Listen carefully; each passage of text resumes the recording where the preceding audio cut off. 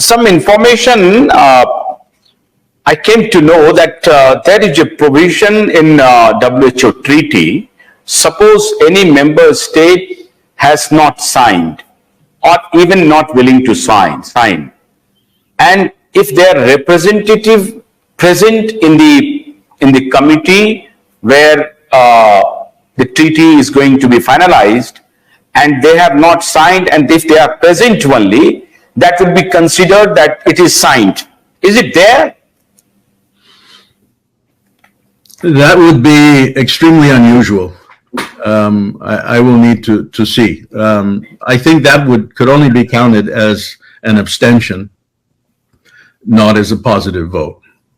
But that's a very arcane rule and very unusual rule if it does exist at WHO. It's completely at odds with the point of sovereignty. So there can be lots of different ways that countries agree to a treaty.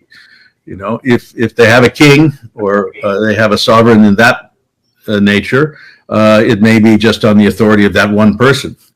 If they have a parliamentary democracy, then the parliament or the Senate needs to advise and consent to the treaty, and these are internal legal questions. All right, but I don't think it makes a difference if you're present and you don't vote. But it would have to be an authoritative letter from the capital, documented and registered with either at WHO or with the Secretary General of the UN in New York after a given date, for this sort of thing to happen. What's happening though is a different process. They like to do IHRs by consensus, okay, which is no vote. Theoretically, any single state could object, okay? But we saw, for example, at the Paris Agreement, poor Nicaragua was objecting to the agreement. The delegate was standing on the table, he's a big man, Paul Oquist, waving his arms, shouting at the top of his lungs, and the chair pretended not to see him, and said, "We have consensus," and gavelled it through. They do not want a roll call vote because it would clearly not be by consensus. Okay, so Michael, any legally binding treaty, India is not going to sign. And if in somehow this mole like Bill Gates and their foundation, if they are trying to influence our government system, and somehow suppose that this information came in public domain that India has signed the WHO treaty in the same manner, which is legally binding, I think that we are not going to allow them. But what US will do, we are just keeping eye on US, that what US is going to sign or not. What is your hunch?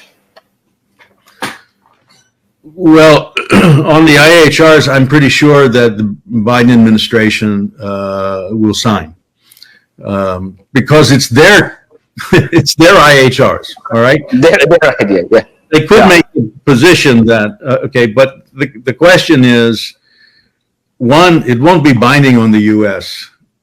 Right. Okay. Because they have guarded themselves. From standpoint of international law, it is formally binding, all right? But there is no enforcement mechanism, okay? And from the standpoint of U.S. domestic law, it's not binding. So they can't use it. And this is what the sovereignty movement, the medical freedom and sovereignty movement was about, was to say, you can't throw away our Constitution in Geneva, all right? And this creates a double standard. Where the U.S. can say, well, we commit to the agreement, and this is legally binding for everyone. It's legally binding us. That's not true, and I think you erode confidence in these institutions. So, what is your message? Lastly, my last question is what is your message to the rest of the world, that they should always be alert that what is going on? because this WHO and World Bank is completely controlled by a globalist monopolist. So we should always in alert mode, that what both the organization is doing. What is your message? My message is yes, we need, I think, these global institutions, but not the ones we have today. If you simply destroy them, you will not build new ones. They're very, very hard to build. It's not for nothing that they came out of World War II and a moment in which there was a commitment to trying to change the way the world interacts. But I think the sovereign states need to think hard about how these institutions should work. They should recognize that if they want to change the institution, they have to change the way it's funded.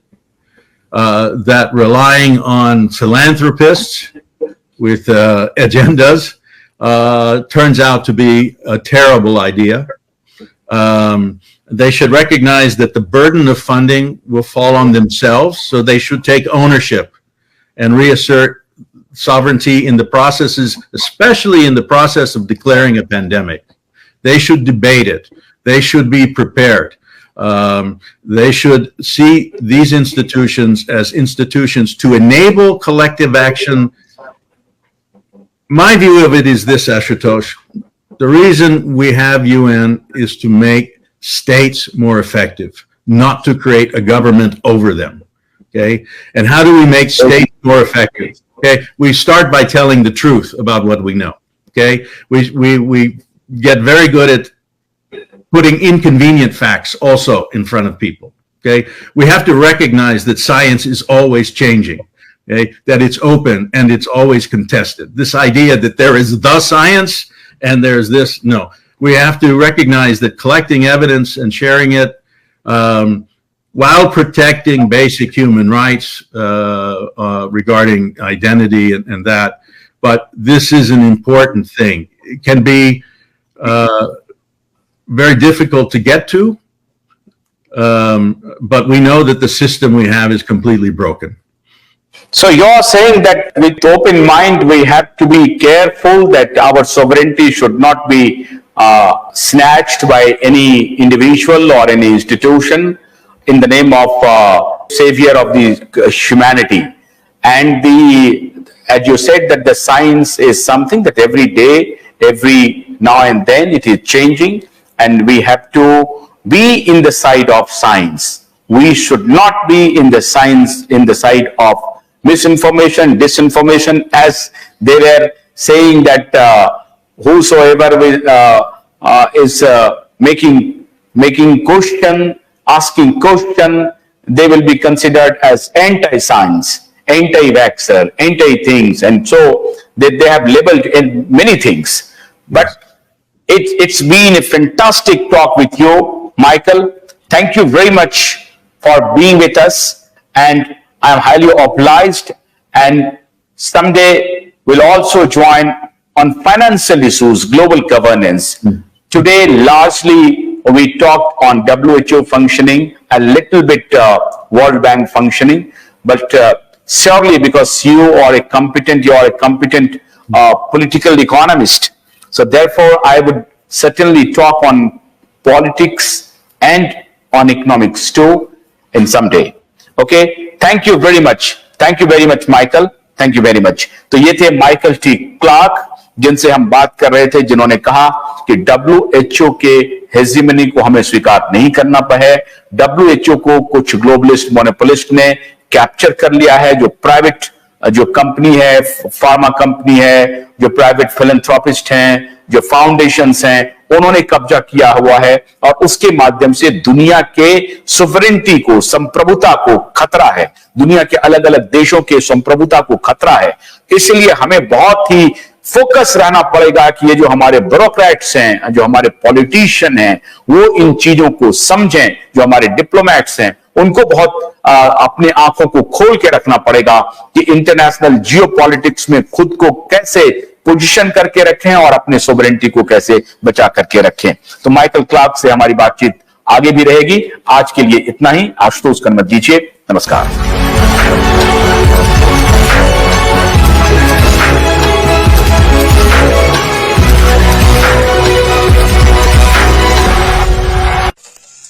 गन्ने की कड़ी बुनियाद, जिसे मराठी में खुड़किया और कुछ उत्तर भारत के क्षेत्रों में खुटकी भी कहा जाता है, उसे केवल भोलानाथ का 2-in-1 बैटरी ऑपरेटेड हार्वेस्टर कम ब्रश कटर आसानी से और बिना रुकावट के काट सकता है।